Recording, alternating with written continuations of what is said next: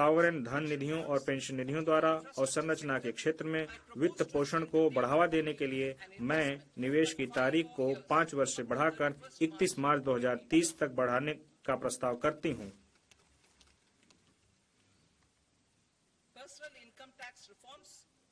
मध्य वर्ग पर विशेष ध्यान देते हुए वैयक्तिक आयकर सुधार। विकसित भारत की ओर हमारी यात्रा में लोकतंत्र, जननांगिकी और मांग हमारे मुख्य सहायक स्तंभ हैं। मध्य वर्ग भारत के विकास के लिए शक्ति प्रदान करता है। प्रधानमंत्री मोदी जी के नेतृत्व में सरकार ने राष्ट्र निर्माण में मध्य वर्ग की सराहनीय ऊर्जा और क्षमता में हमेशा विश्वास जताया है।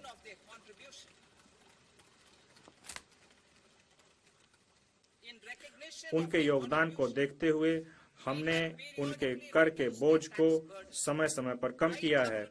2014 के बाद तुरंत शून्य कर स्लैब को बढ़ाकर 2.5 लाख कर दिया गया था, जिसे 2019 में बढ़ाकर 5 लाख कर दिया गया, 2023 में 7 लाख कर दिया गया। यह मध्य वर्ग की करदाताओं पर हमारी सरकार के विश्वास को दर्शाता है। मुझे अब यह घोषणा करते हुए प्रसन्नता हो रही है कि नई कर व्यवस्था के अंतर्गत 12 लाख तक की आय अर्थात विशिष्ट दर आय जैसे पूंजीगत लाभ को छोड़कर 1 लाख प्रतिमाह की औसत आय पर कोई आयकर देय नहीं होगा।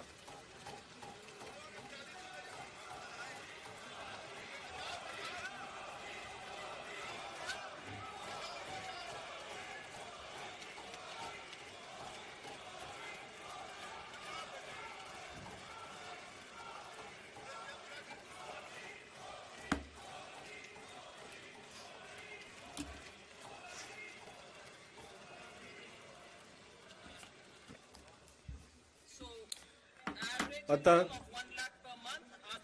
1 लाख अर्थात विशिष्ट आय दर जैसे पूंजीगत लाभ को छोड़कर नए व्यवस्था में यह जो लिमिट है वो 12.75 लाख की होगी वेतनभोगी करदाताओं के लिए, जो कि वर्तमान में 75,000 की मानक कटौती के कारण है।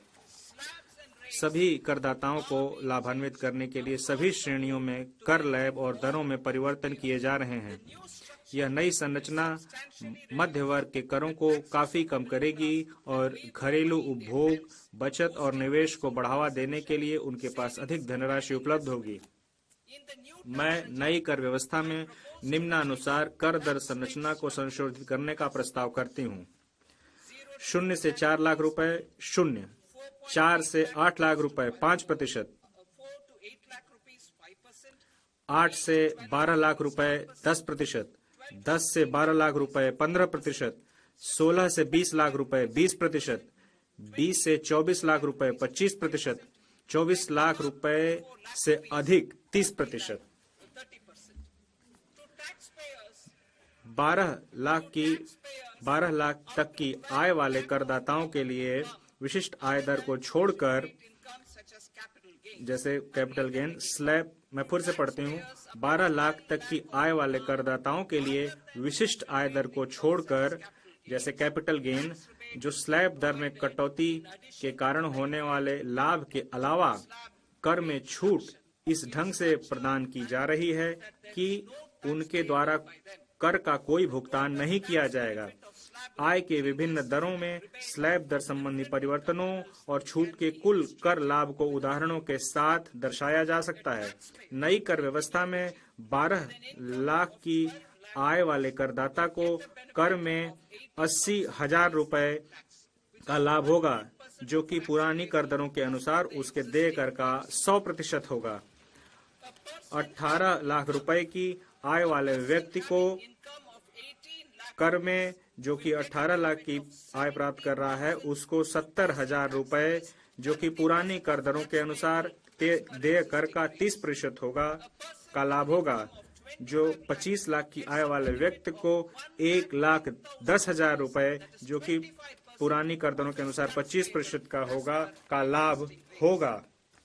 मेरे कर प्रस्तावों के प्रस्ताव अनुलग्नक में दिए गए हैं।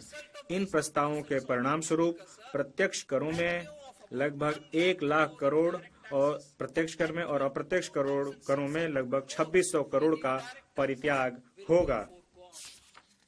माननीय अध्यक्ष महोदय, इसके साथ ही मैं इस बजट को सदन के सम्मुख रखती हूं। जय हिंद।